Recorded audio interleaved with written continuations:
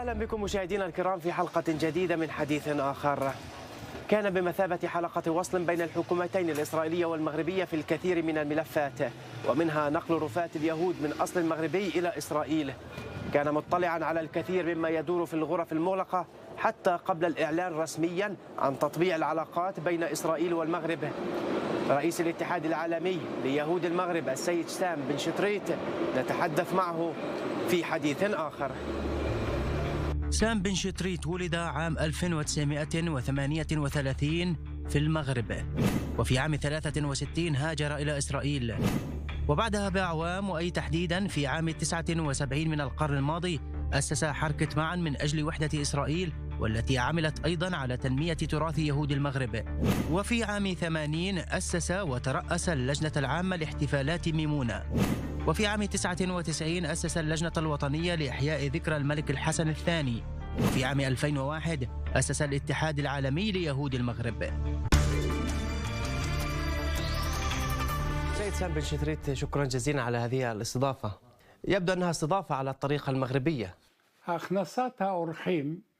استقبال الضيافة في المغرب لا مثيل لها في العالم بأسره. سأعطيكم مثالا من آلاف الأمثلة التي أعرفها. في سنوات 80 إيلي إيال صديقي الصحفي في التلفاز الإسرائيلي وفي صحيفة هآرتس سافرنا سويا إلى المغرب لكي نعرض في القصر الملكي الفيلم عن محمد الخامس الذي وصل إلى الأردن ورأى اليهود على الحدود الذين حيوه، وأردنا أن نعمل فيلما حول هذا الموضوع. كنا ضيوف الجنرال عبد الحق قديري رئيس المخابرات وصديق شخصي لي. كنا هناك وتلقينا العديد من الهدايا، وإيلي إيال قال لي يجب أن نشتري حقيبة جديدة لنضع بها الهدايا. سنذهب إلى السوق ونشتري حقيبة.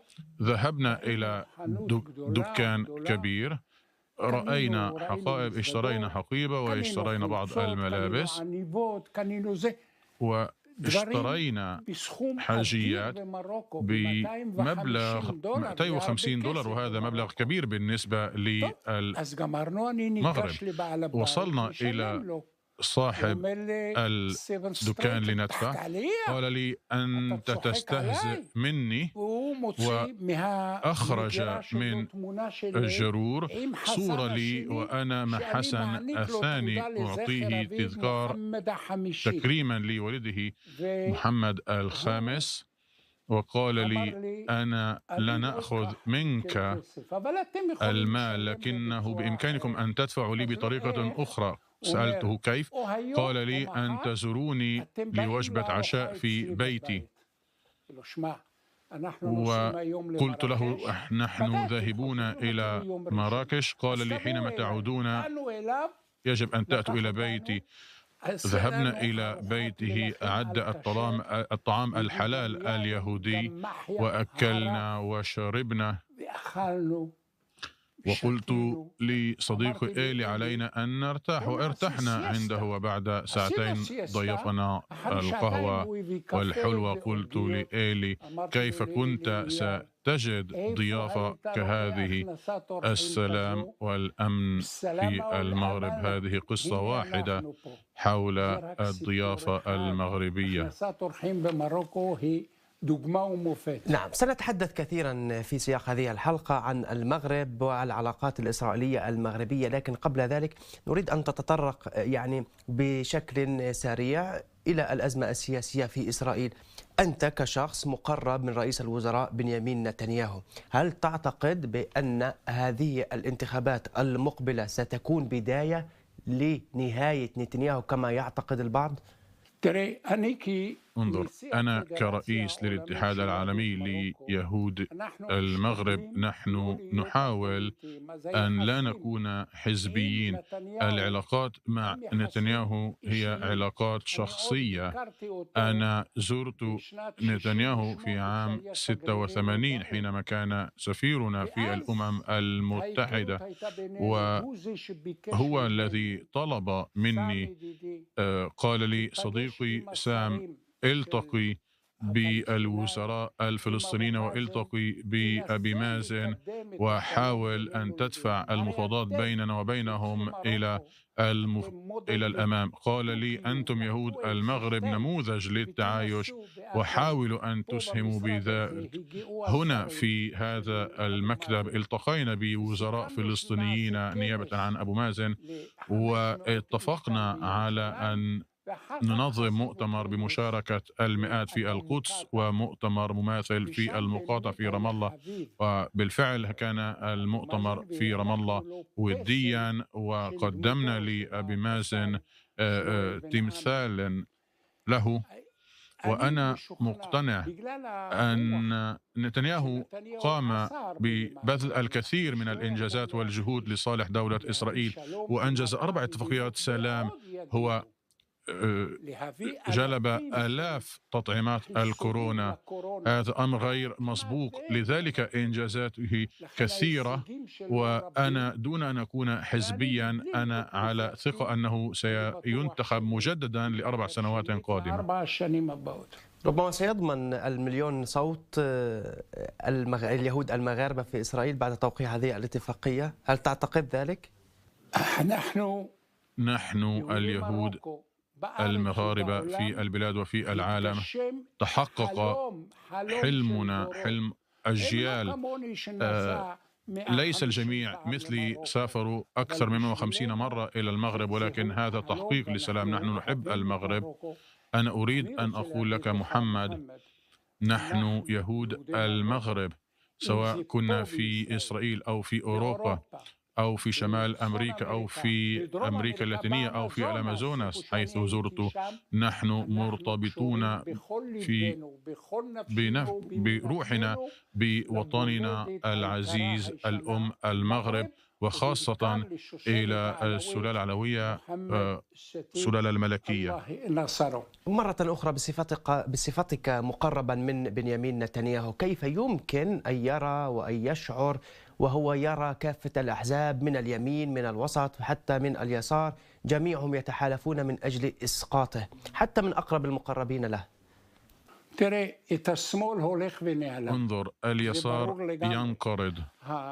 المعركة الآن هي حول الوسط، ونحن نرى أن نتنياهو يحصل على ضعف الأصوات من أكثر من كافة الأحزاب. انقسام هذه الأحزاب هو الذي سيسهم بفوز نتنياهو. أنا لا أريد أن أتدخل في الشؤون الحزبية لأننا قررنا أن نكون غير سياسيين، ولكن مع هذا علينا أن نقول حتى معارضو بيبي يعرفون جيدا ماذا قام وماذا أنجز نتنياهو وكل الأمور الكبيرة التي حققها نتنياهو لصالح شعب إسرائيل. رغم هذه الإنجازات الكبيرة التي تتحدث عنها والتي فعلها بنيامين نتنياهو للإسرائيليين، لكن أيضا هو شخص متهم بالكثير من ملفات الفساد. ماذا تقول بذلك؟ بالتأكيد نحن نرى في استطلاعات الرأي أنه يتفوق على الآخرين، وثق به أنه خبير بتفكيك الأحزاب المنافسة له. هو سينزل بهم المطر حتى يذيبهم كالثلج، ولكن بشكل عام الشكل الذي أعرفه هو يريد السلام مع الفلسطينيين، ونحن نرغب بهذا أيضا. محمد، أريد أن أقول لك، نحن اليهود المغاربة نموذج للتعايش. نحن النموذج الإيجابي، ونحن نريد أن نكون الجسر الذي ستسير عليه الحكومتان الإسرائيلية والفلسطينية نحو السلام، لأننا نريد أن يعيشوا هناك بسلام وبدولة خاصة بهم تعيش معنا بسلام وبصداقة. هذا يتناسب مع رؤية جلالة الملك محمد السادس الذي يسعى لحل الدولتين. لنعود إلى الملف الذي ربما أنت مطلع عليه بشكل كبير، ألا وهو الاتفاق بين إسرائيل والمغرب. كيف تلقيت هذا النبأ، وهل كنت ممن ساهموا في هذا الإنجاز بالنسبة لإسرائيل؟ وهل كنت بصورة الوضع أم كنت جزءا من هذه الاتفاقية؟ صحيح أنه في إسرائيل قالوا خطأ أن من ثمار هذا السلام ستكون رحلة جوية أولى من إسرائيل إلى المغرب ومن المغرب إلى إسرائيل. هذا غير دقيق.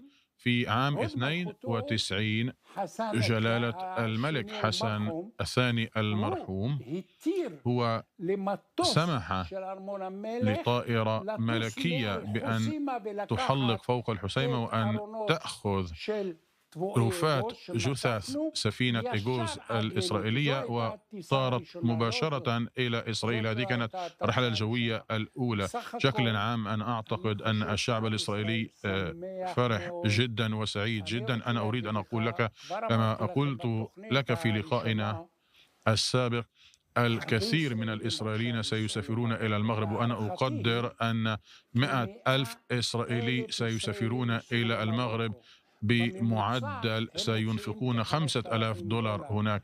هذا دخل $500,000. نحن نتوقع أن يأتي إلى هنا ملايين العرب إلى إسرائيل، وأنا أعرف أن الحلم الكبير لكل عربي هو زيارة إسرائيل. وإذا ما تم إزالة تأشيرات الدخول بيننا وبين المغرب فسيتدفق الكثيرون، وآمل أن تعرف كيف تستوعب إسرائيل هؤلاء الملايين من الزوار. ربما هذا ما تتحدث عنه يفسر النكهة الخاصة للتطبيع مع المغرب لدى الإسرائيليين ولدى اليهود. يعني شاهدنا رغم الفرحة الكبيرة لاتفاقيات التطبيع مع البحرين أو الإمارات حتى السودان، لكن المغرب ربما له نكهة خاصة. لماذا برأيك؟ نكهة خاصة لأن هذا سلام حقيقي.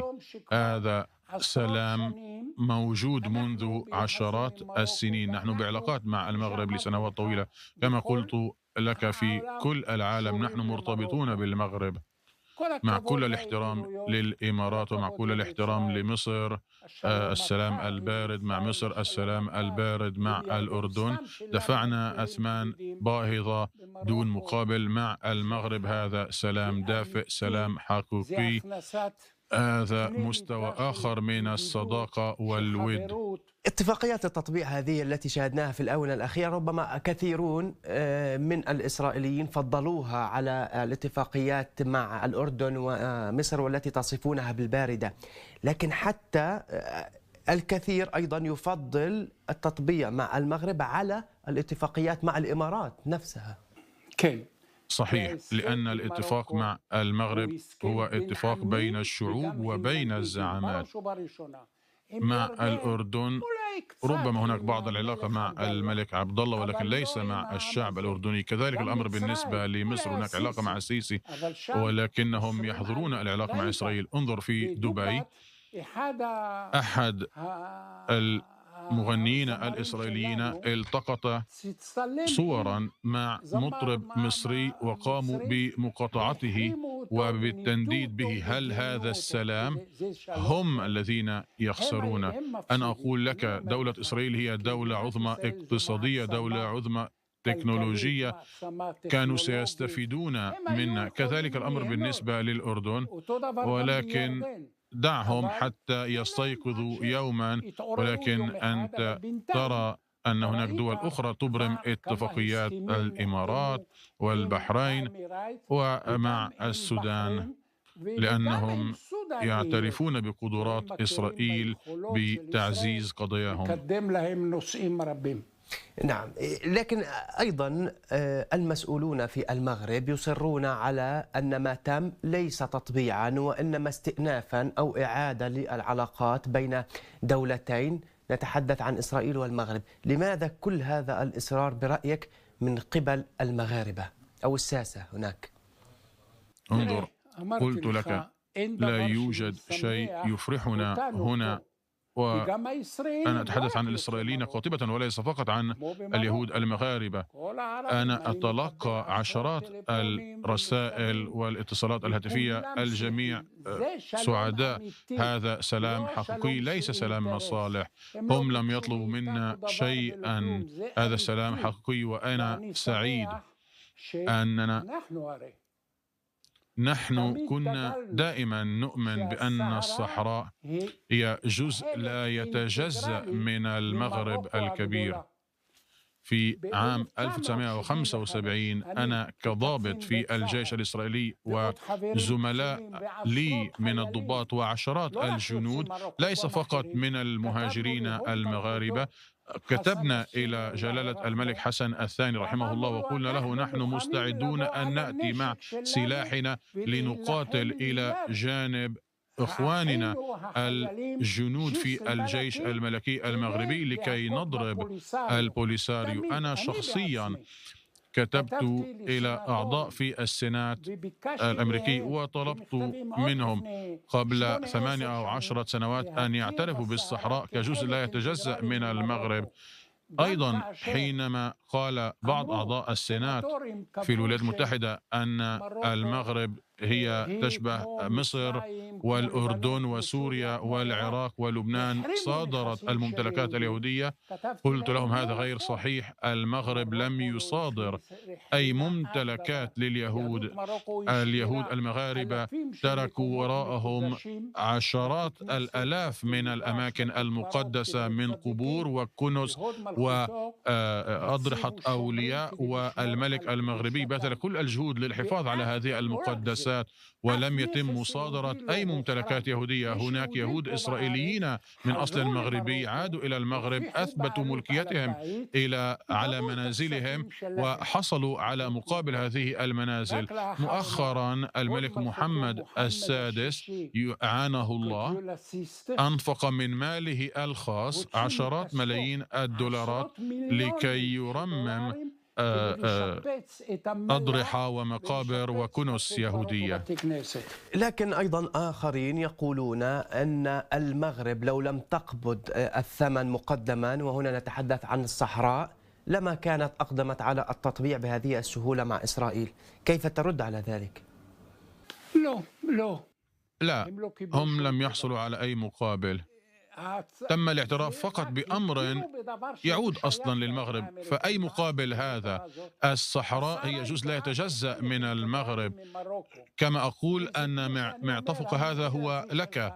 هل هذا إعطاء مقابل لك؟ أنا سعيد أن العالم يعترف أن الصحراء هي جزء لا يتجزأ من المغرب، ونحن كنا دائما آنذاك واليوم مستعدون لنقف إلى جانب المغرب وأن ندعمه في هذا الملف. نتحدث عن العلاقة التاريخية والتي يصفها كثيرون بالتاريخية بين إسرائيل وبين المغرب. نتحدث، ما هو الدور الذي لعبته أنت في تعزيز هذه العلاقات؟ قلت لك هذه أمنيتي الكبيرة. أنا كنت مطلع على العلاقات كشخص حمل رسائل دبلوماسية، كنت أعرف عن وجود علاقات مع المغرب، ولكن هذه العلاقات لم تكن مكشوفة أمام الجمهور. انظر يوم أمس محمد السادس جلالة الملك استقبل وفد إسرائيلي أمريكي في قصره، ووصلوا إلى المغرب بطائرة العال يحمل الرقم 555. هذا كان رقم الطائرة، وهذا أمر رائع. جيد أن تكون العلاقات قد أصبحت علنية، وآمل أن تزور أنت محمد وترافقنا في زيارتنا القادمة إلى المغرب. توجهنا إلى القصر الملكي بأننا نريد إنشاء لجنة صداقة إسرائيلية مغربية برئاسة سفير إسرائيل السابق في الأمم المتحدة دكتور يهودا لانكري، وبعض الشخصيات المرموقة، صحفيين معروفين، أيلا حسون وسارة بيك وحامل وسام لقب إسرائيل بروفيسور هارون مامان. وأنا سأتوجه إلى كل فروعنا في العالم، 102 فرعا في المغرب وأوروبا وأمريكا وحتى في الأمازوناس، لكي ينشئوا لجان صداقة محلية مع المغرب، ليس فقط إسرائيلية وليس فقط اليهود المغاربة، ولكن في كل أنحاء العالم. ونحن نريد أن نحافظ جيدا على هذه العلاقات وتدعيمها وتطويرها. هذه مسؤوليتنا، هذه وظيفتنا. مؤخرا توجهت لي ناشطة تريد تعليم المغاربة عبر الزوم اللغة العبرية لكي يعرفوا كيف يخاطبوا الإسرائيليين عند زيارتهم لإسرائيل، ليعرفوا كيف يقولوا مرحبا وكيف حالكم،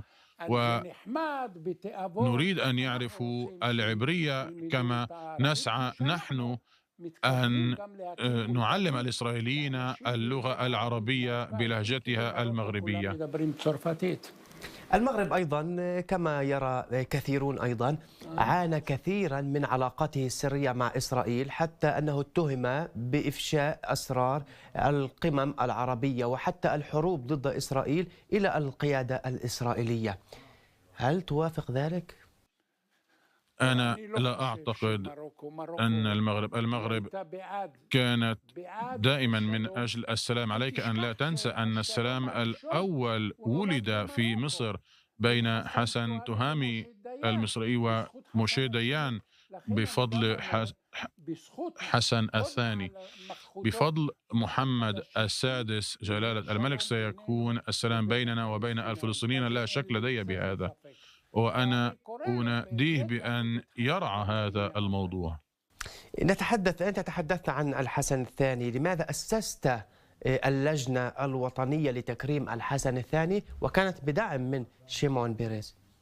انظر، حسن الثاني هو أحد الأشخاص المباركة التي خلقها الرب، وكان مثقف مهذب رجل سلام. وأنا أريد أن أقول لك، بعد أن سمح لنا أن ننقل رفاة قتلى سفينة إيغوز الذين غرقوا في يناير كانون ثاني عام 61، كان له شرطان. الشرط الأول أن يتكفل هو بكل مصاريف الوفد الإسرائيلي في المغرب ونقل الرفات، أن يكون الأمر على حساب ماله الخاص. وقال: أنا أريد هذه البركة، بما في ذلك التوابيت.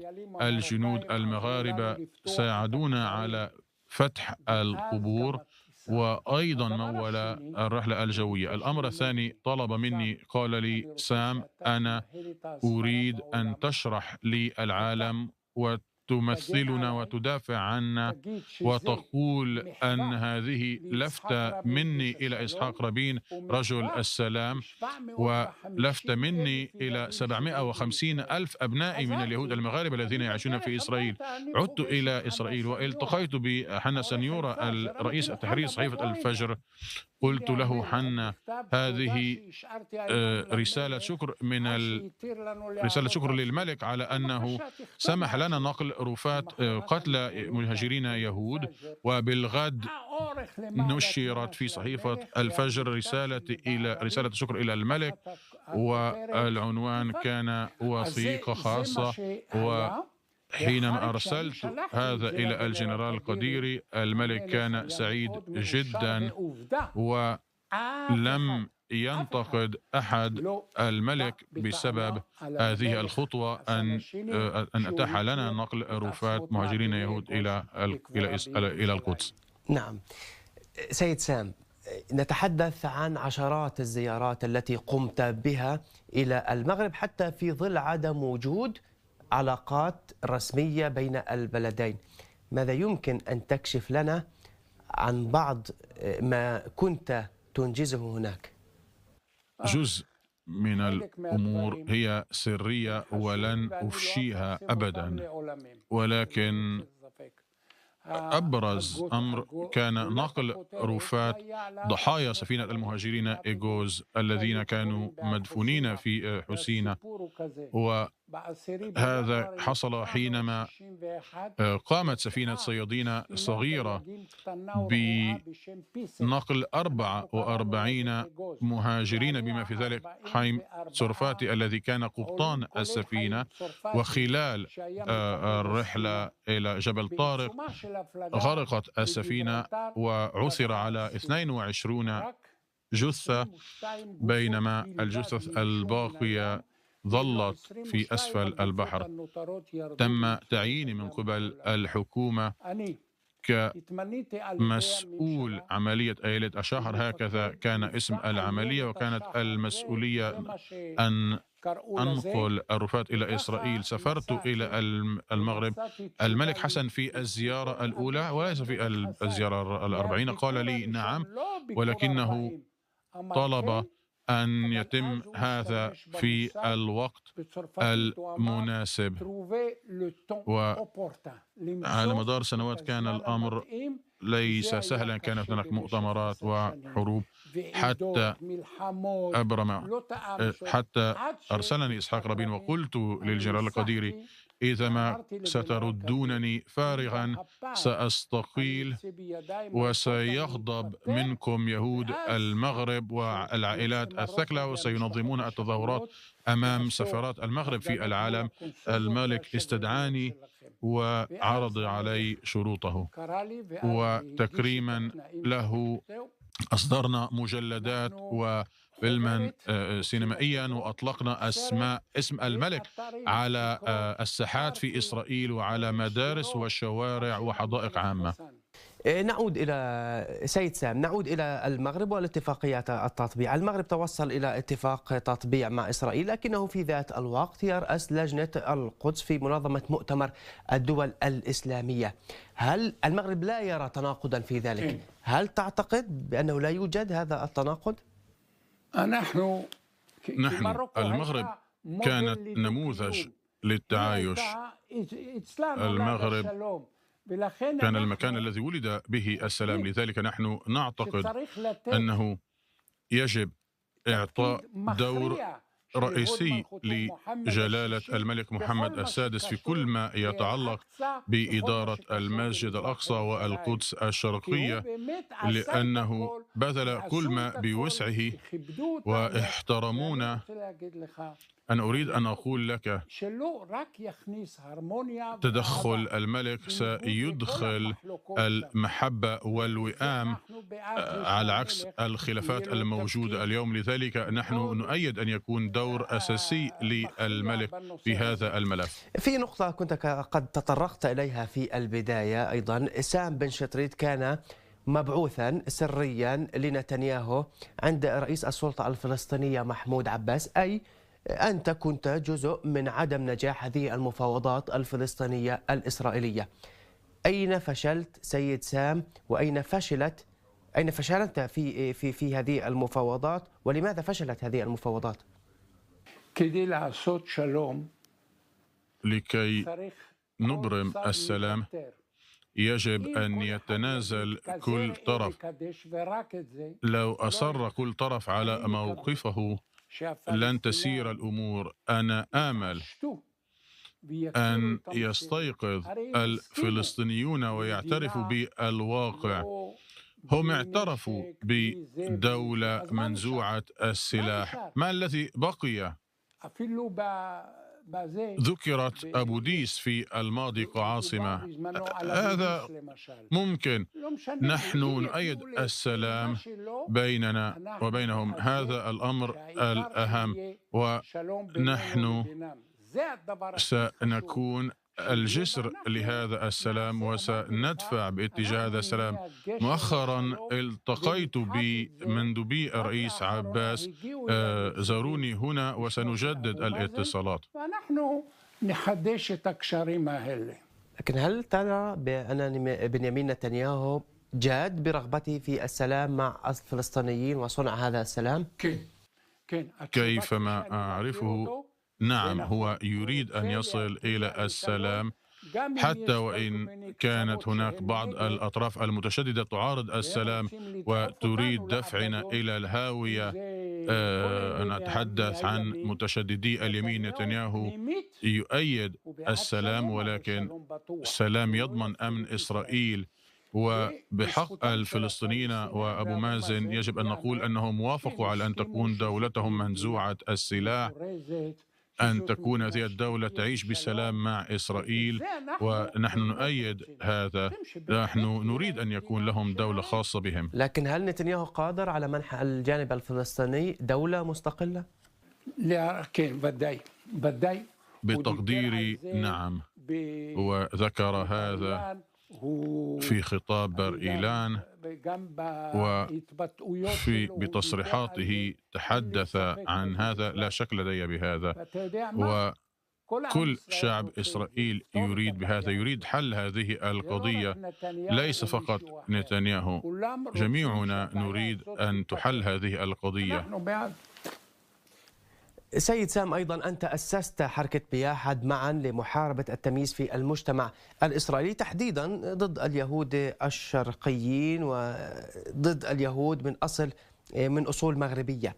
كيف ترى وضع اليهود من أصول مغربية اليوم؟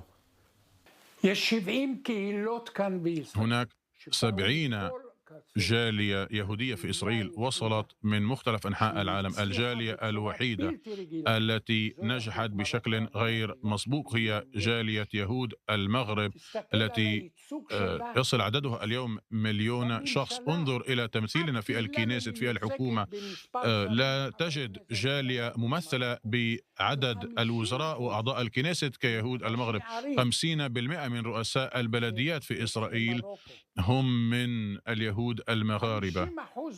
50% من ملكات الجمال هم من اليهوديات المغربيات. نحن رائدون في الكثير من المجالات، ومع كل هذا أنا أقول لليهود المغاربة علينا أن نظل متواضعين رغم هذه الإنجازات، وأنا فخور بإنجازاتنا، إنجازات اليهود المغاربة. في الأدب هذه كتب كتبها يهود مغاربة، كل يوم هناك كتاب يصدره كتاب من اليهود المغاربة. أنا فخور بهم، كما أنني فخور بهم أنهم أنشأوا 111 تجمع سكاني على طول وعرض دولة إسرائيل. هذا إنجاز لليهود المغاربة. هم شكلوا أسوار واقية على حدود إسرائيل وسوريا وعلى الحدود مع مصر. أنا أتحدث معك عن سنوات 50، وأنا فخور بإنجازات يهود المغرب. مئات الأكاديميين والعلماء هم من اليهود المغاربة. انظر حتى في قنوات التلفاز الإسرائيلية عدد المراسلين والمراسلات والصحفيين والصحفيات. إذا ما زرنا المغرب سيرافقوننا في زيارة إلى المغرب، جميعهم يريدون أن يصلوا، حتى أنت محمد، أليس كذلك؟ البعض أيضا يتهمك بأنك أو بأن صوتك لا يظهر عندما يكون هناك تمييز ضد اليهود الشرقيين بصورة عامة، ويظهر فقط عندما يكون التمييز ضد اليهود من أصل مغربي فقط. كيف ترد على ذلك؟ لا يوجد تمييز. يوجد حسد، والحسد يوجد حيثما وجد الإنسان الناجح. ونعم، هناك من يحسدنا. في أحد البرامج التلفزيونية كان شخصا تهجم على اليهود المغاربة، قال أننا حثالة، أننا لسنا مثقفين، سقاط ماء وحطابين، وكل هذا بسبب الحسد لأننا ناجحون. هذا هو السبب.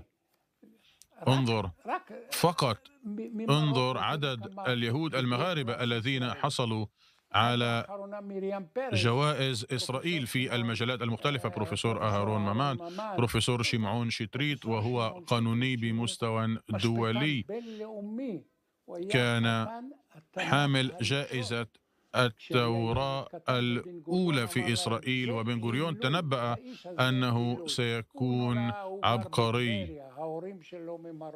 لذلك لا أعتقد أنه يوجد تمييز. وأنا كتبت مقالا حول الضائقة وقلت: حينما يجند الإنسان طاقاته الداخلية هو سيتخطى كل الحواجز ويجد قوة وطاقة لم يكن يعرفها. لذلك لا يوجد تمييز، يوجد حسد بسبب نجاحنا.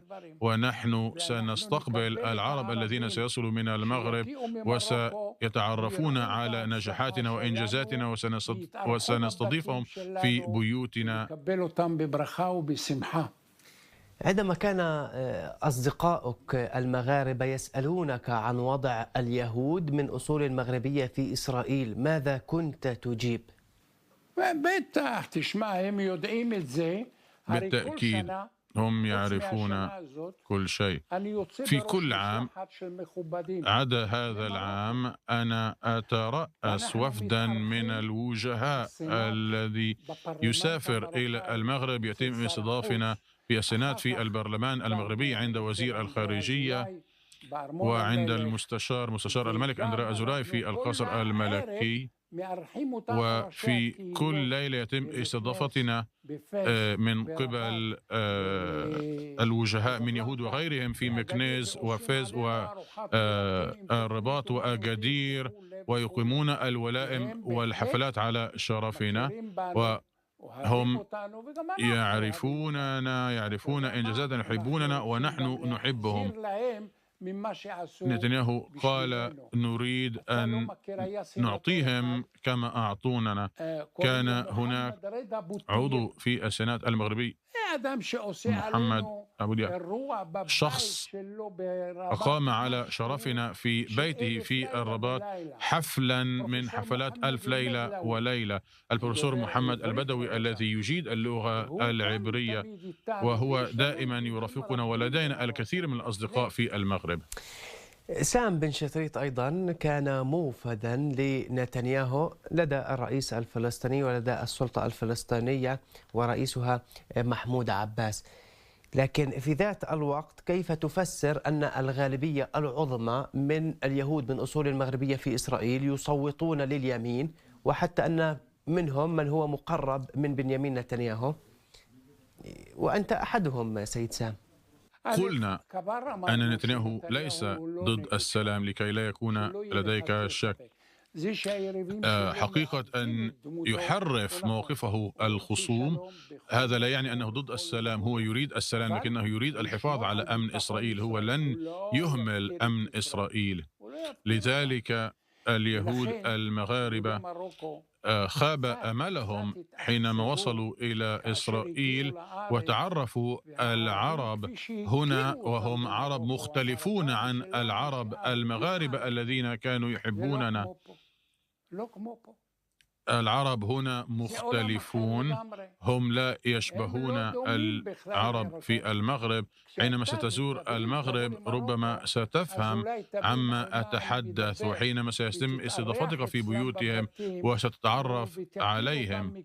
بالمناسبة أنت لن تصدق، في المغرب الناس لا تتحدث بصوت عال، الناس تتحدث بهمس. يمكنك دخول محطة القطارات بوجود 1000 و 2000 شخص، لن تسمع الضجيج لأن الجميع يتحدث باحترام وهدوء وبهمس.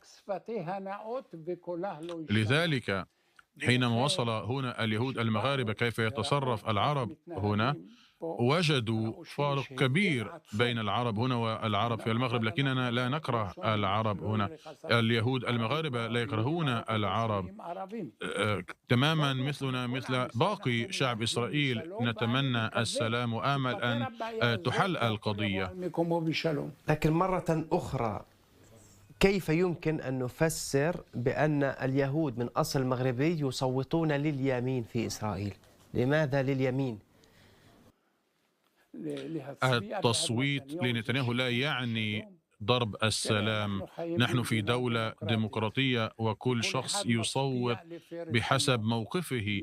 ربما لأن نتنياهو تحدث عن السلام مع الفلسطينيين، ربما بسبب هذا هم يصوتون لنتنياهو. ومن يقول أمرا معاكسا يريد أن يبقينا في حقبة الحروب، ولا نريد الحروب. هذه حقبة السلام والمحبة والصداقة بيننا وبين العرب وبيننا وبين الفلسطينيين. هذا ما نسعى إليه. ومحمد، أقول لك هذا ما سيحصل. أنت تحدثت بأنكم ربما تكونون جسرا بين الجانبين الإسرائيلي والفلسطيني كيهود من أصل مغربي. هل هناك استراتيجية معينة تريدون أن تسيرون بها خلال الفترة القادمة؟ نعم، قلت لك نحن سنكون عنصر مسرع، سنكون جسر للسلام. قلت لك أنه فقط مؤخرا وصل إلي موفد من قبل أبو مازن، وسنجدد الاتصالات، لأن دولة إسرائيل حتى وإن أبرمت السلام مع كل العالم، وهذا أمر مهم، لكن الأهم هو إبرام السلام مع الفلسطينيين. هم جيراننا وهم الذين سيعيشون معنا، ليس الرومان وليس الأمريكيون وليس المصريون وليس الأردنيون. الفلسطينيون هم جيراننا. متى كانت آخر مرة تواصلت بها مع الرئيس الفلسطيني محمود عباس؟ نعم، أنا على اتصال وعلاقة مع مقربي أبو مازن، خاصة سيد عباس المدني، وهو شخص عزيز. وأيضا طلب الصانع الذي رافقنا إلى المغرب كان معنا في المغرب في البرلمان، ونحن سنجدد الاتصالات. الآن يجب أن نضع الناخب الإسرائيلي يقرر، وآمل أن يصل السلام، لأن السلام يهمنا. اتفاق التطبيع بين إسرائيل والمغرب، هذا الاتفاق ما هي آفاقه وحدوده برأيك؟ هذا السلام الذي الأمور التي كانت تحت الأرض الآن باتت علنية. الرحلات الجوية المباشرة، العلاقات التجارية، الاتفاقيات، السياحة. أنا آمل أن تم العفو من تأشيرات الدخول، وسيكون الأمر رائع بدل من الانشغال بطلب تأشيرات الدخول. أنا أعرف أننا في إسرائيل، وأنا على قناعة أننا سنوافق. أريا درعي وزير الداخلية هو من مواليد المغرب، وهو سيوافق. وأنا آمل أن تسمح حكومة المغرب لمواطنيها أن يدخلوا إلى إسرائيل بدون تأشيرة دخول. العلاقات بين إسرائيل والمغرب البعض يصفها بأنها غير متكافئة. إسرائيل دولة متقدمة غنية توصف بذلك، والمغرب دولة تعاني اقتصاديا. هل توافق ذلك؟ المغرب لا تعاني، الحمد لله. محمد السادس نصره الله طور المغرب، بذل كل ما بوسعه من أجل تطوير المغرب. هو لم يكترث إلى الأمور الدولية، من أكادير وحتى طنجير 2000 كيلومتر هناك طريق سريع أنشأ الكثير من الوظائف وأماكن العمل. هو ركز على بناء المغرب الحديث وتطويره وازدهاره، والآن سيتفرغ لصنع السلام. وآمل وأصلي أن يأتي جلالة الملك ليزور إسرائيل، ونحن سنستقبله باحتفال كبير. برأيك هل الحكومة المغربية قادرة على مواجهة معارضي مثل هذه الاتفاقية، اتفاقية السلام بين البلدين، ومن يعارضون هذه الاتفاقية هل هم كثر بحسب اطلاعك على الداخل المغربي، وما وزنهم على الساحة السياسية؟ لا، أنا سمعت رئيس حكومة المغرب وهو إسلامي وكذلك وزير الخارجية استقبلا وفد إسرائيلي، لكن من يقرر هو جلالة الملك. في اللحظة الذي أمر بذلك الملك لا يوجد نقاش، لأن هذا لصالح المغرب. ستفتح أبواب كثيرة في العالم أمام المغرب، ولكن الاعتراف حتى وإن كانت فقط على الصحراء، الإسلاميون لم يكونوا لينجزوا هذا الإنجاز. هذا بفضل محمد السادس ومكانته التي جلبت الأمريكيين لهذا الاعتراف. ولا شك لدي أن المغرب ستحصل على دعم كبير من الولايات المتحدة، ونحن سنضع الخدمات والمستشارين في خدمة جلالة الملك. إسرائيل ستضع خبرتها ومستشاريها لصالح المغرب ورفاهية المغرب.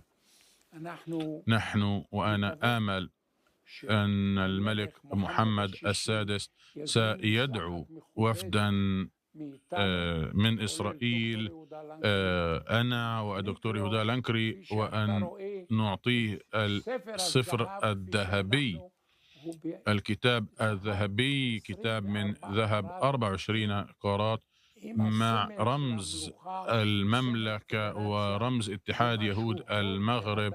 هذه هدية ثمينة ومصممة فنيا بشكل جميل، فخرا لجلالة الملك.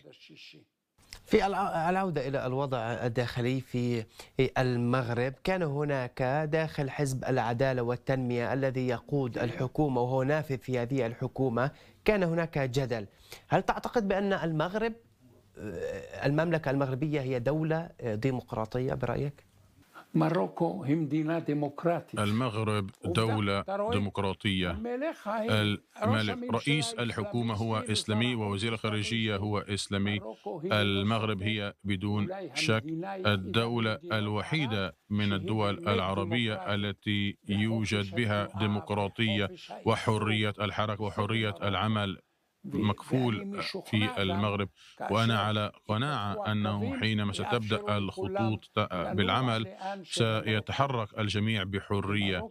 في المغرب يحبون الملك ولا نقاش على هذا.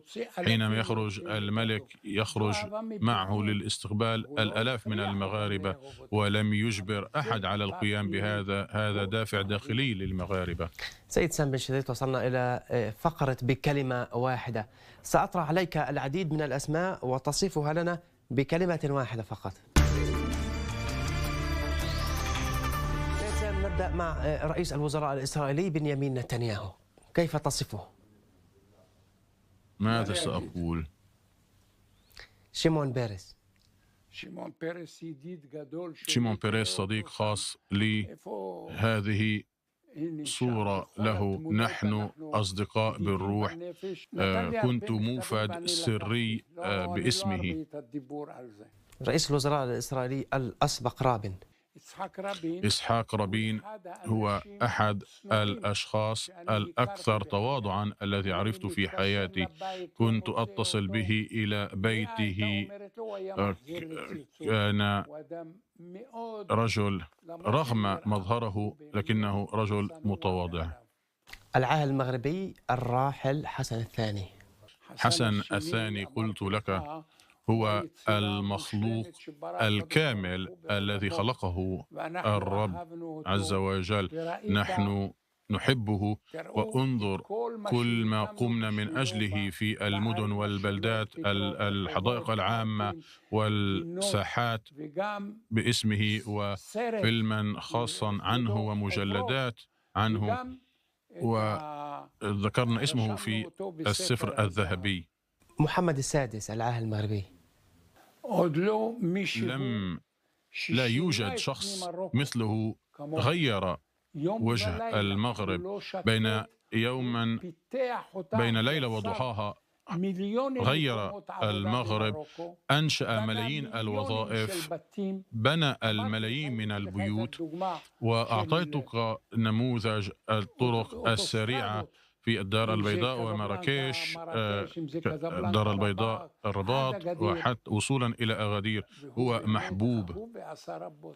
الرئيس الفلسطيني محمود عباس، رجل أنا آسف أن لا يعرفه، هو رجل مهذب، وفي كل مرة يجدني نحتضن بعضنا البعض، وأنا كنت بضيافته، وكنت في مؤتمر بحضور 400 مندوب.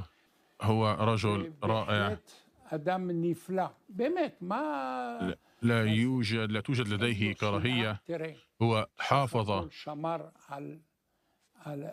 هو لم يسمح للإرهاب بأن يخرب العلاقات، وأن أعتقد أنه رجل سلام. الرئيس الفلسطيني الراحل ياسر عرفات. عرفات لا تذكرني بعرفات، لا أحبه، لا نحب عرفات. حينما كنت زرت بوفد إسرائيلي إلى المغرب، طلب مني وزراء أبو مازن أن نزور ضريحه، رفضت ذلك. الرئيس الأمريكي دونالد ترامب عمل الكثير من أجل إسرائيل، لا يوجد نقاش، ولكن علاقات إسرائيل هي قوية مع الديمقراطيين ومع الجمهوريين.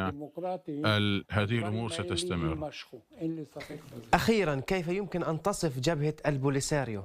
البوليساريو يجب طردها من الصحراء. هم لا ينتمون للصحراء. يجب أن يتواجد هناك جنود ورجال شرطة تابعون لجلالة الملك محمد السادس. لا يوجد حق لأحد في هذه المنطقة سواه. سيد سام بن شتريت، رئيس الاتحاد العالمي ليهود المغرب، شكرا جزيلا على هذه الاستضافة مرة أخرى. شكرا. وأنتم مشاهدينا الكرام، الشكر موصول لكم لطيب المتابعة. إلى اللقاء، ونلقاكم في حلقات أخرى ومع شخصيات أخرى في حديث آخر.